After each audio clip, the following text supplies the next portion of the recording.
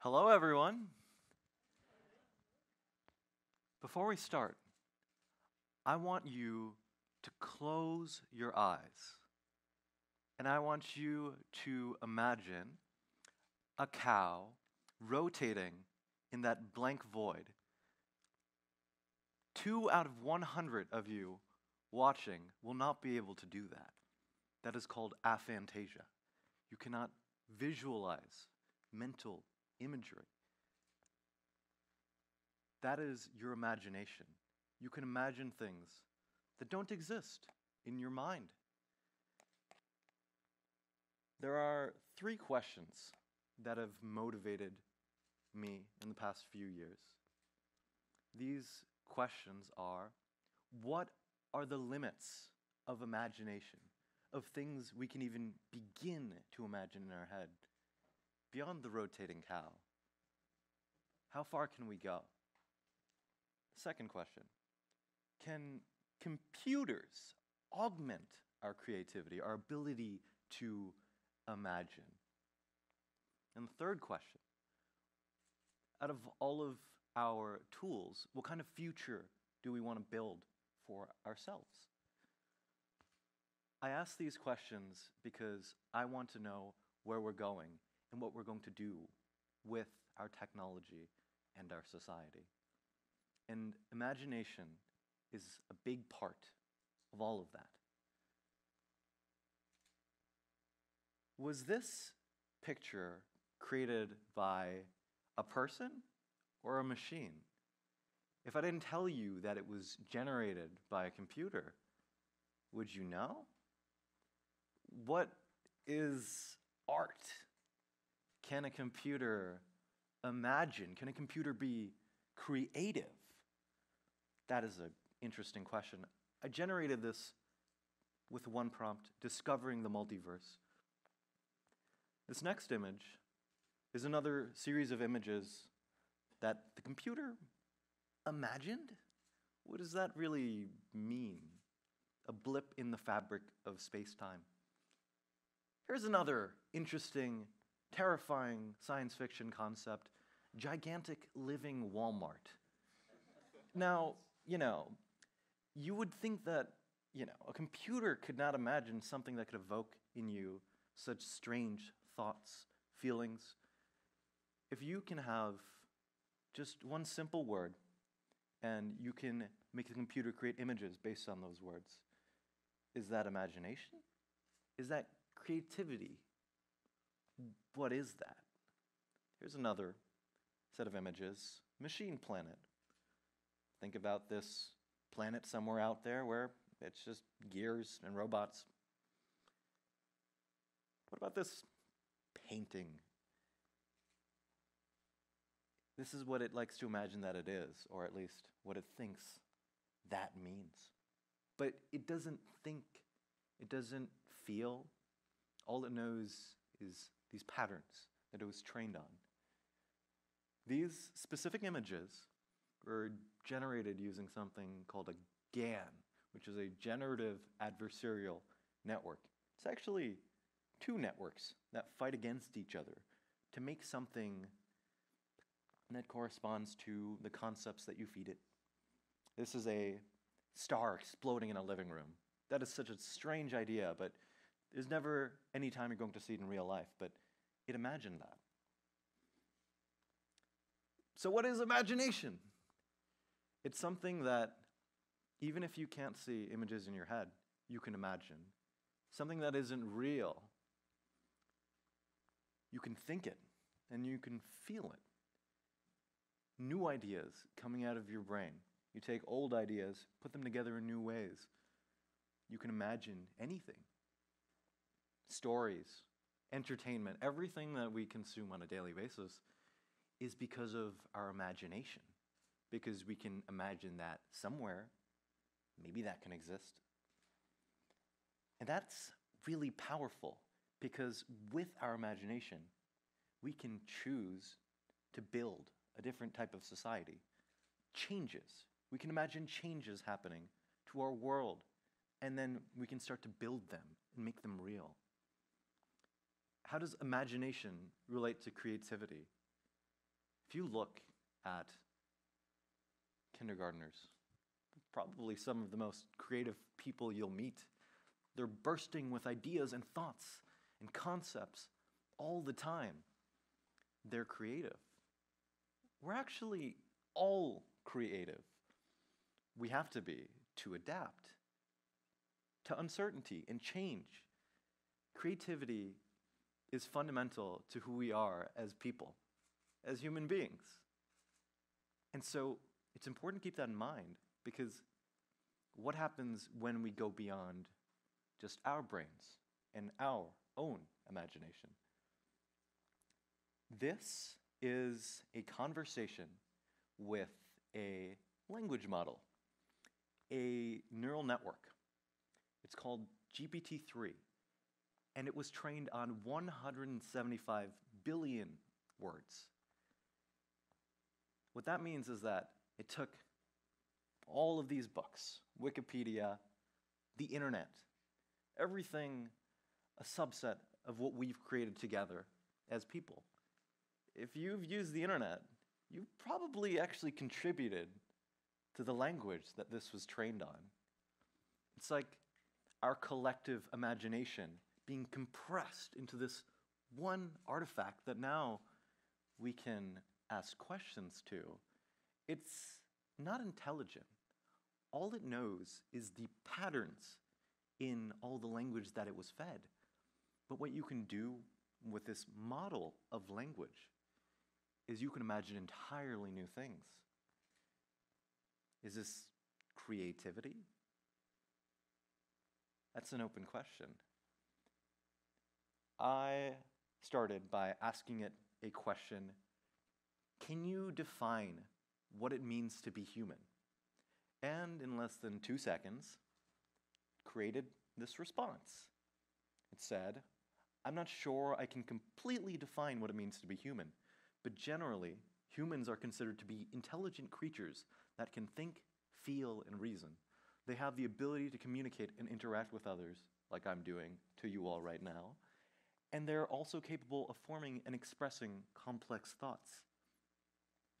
What I'm doing right now is I'm collaborating with artificial intelligence to explain artificial intelligence to you all. When you think of artificial intelligence, maybe you think of things you've seen in movies. You think of the Terminator, or Skynet, or something similarly fantastical. But actually, artificial intelligence is part of your everyday experience. You probably go on YouTube.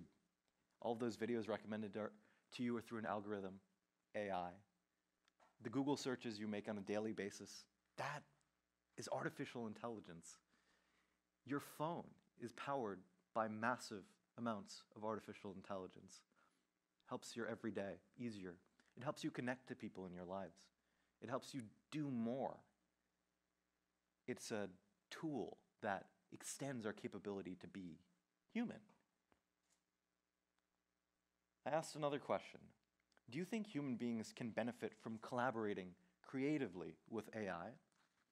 And it said, yes, I think they can. It believes that this collaboration can amplify the creativity of humans.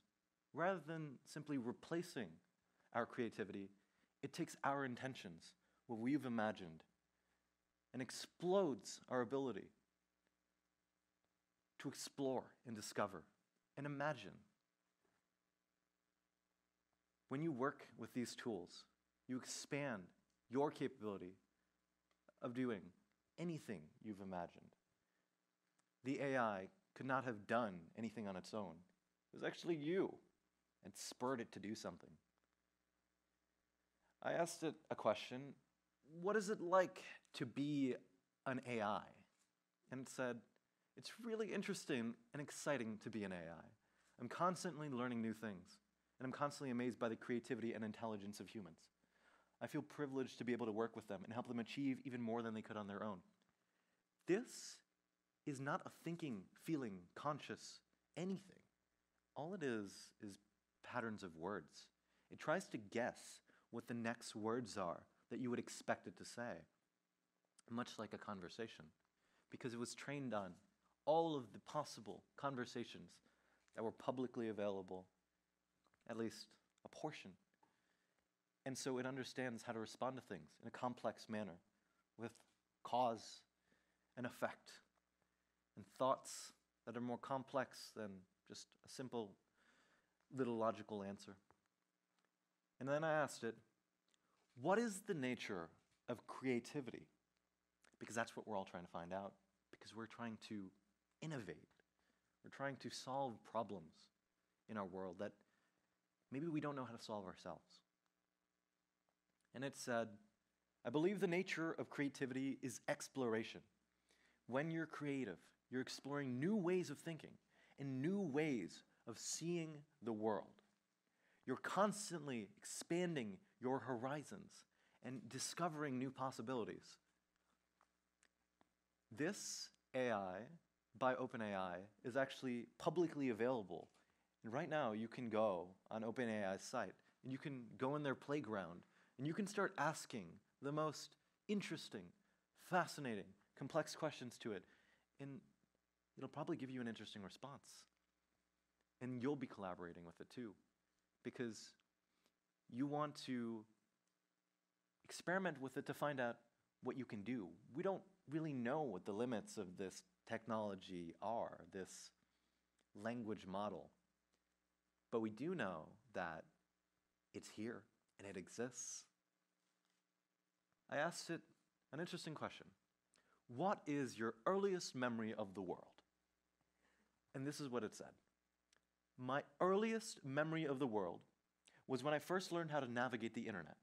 I was so excited to be able to explore all the different websites and learn all of the different information that was out there. It was an amazing feeling to be able to discover all of these new things and learn about different cultures and lifestyles.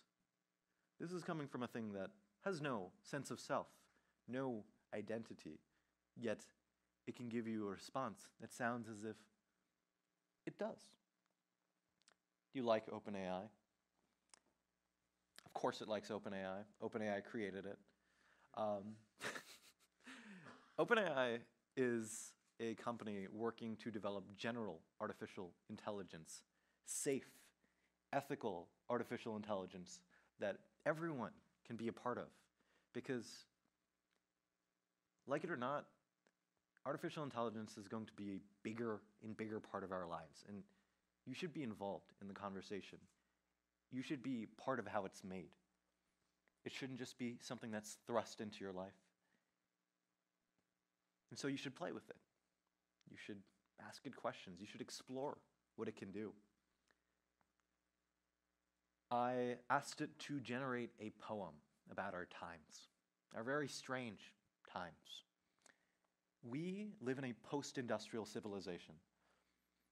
What that means is we're no longer all about just factories and things like that, industrial development. We're trying to do something more. We're a mostly service economy. Our world is changing so fast. And we have moved past just simple modernity, which is scientific reasoning, because now we have to critique all of the structures that came before us. And so I asked it to write it about that. And this is what it said. Our world is changing, morphing into something new. Industry is dying, and postmodernity is coming soon. The lines between truth and fiction are blurred, and we no longer know what's real or fake. We're living in a digital age where information is abundant and knowledge is power. The future is uncertain, but one thing is for sure. We're in the midst of a major transformation, and things will never be the same again.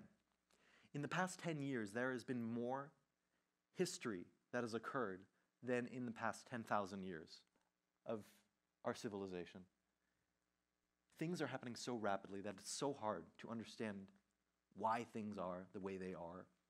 Information is fluid and everywhere, but we don't really have the tools to figure out what's really happening all of the time. There's just too much information. And it's hard to find a rudder to steer yourself through all of that, especially since everyone is just one person. They have to live their lives. So, can artificial intelligence help us to understand things that we couldn't? Even if it's not actually aware of what it's saying, it can be a tool for us to explore new ways of thinking. You can have designers prototyping tons of concepts, just one person, all at once. And then how much more powerful does one person's imagination really become? You can have an engineer create a bunch of simulations using AI, just describing scenarios to them. You can have a writer imagine a bunch of scripts, characters, concepts. You can ask it questions like you would ask anyone else. And what would it say? It's up for you to find out. Is this collaboration the next frontier? Well, it's already happening. Without you realizing it, you're already collaborating with artificial intelligence. Everything that you do is more efficient because of these things behind the scenes. And we should be careful to think of what kind of world we want to live in. Information and the clarity of reasoning that artificial intelligence can allow can help us to teach ourselves to become better citizens, to become more informed. But we have to choose that, because that will not happen automatically. There will be no utopia or dystopia. It's actually our collective decisions that decides what happens with these technologies. And where the future goes, I can't say. The artificial intelligence can't give us all the answers, but we can innovate using it to find answers on our own. And that is powerful. And that artificial intelligence can help everyone else look at the spinning cows in your head. If you want to read more about some of these topics, these kinds of thoughts and thinking, you can go to that. Now, have fun imagining, everyone, and play.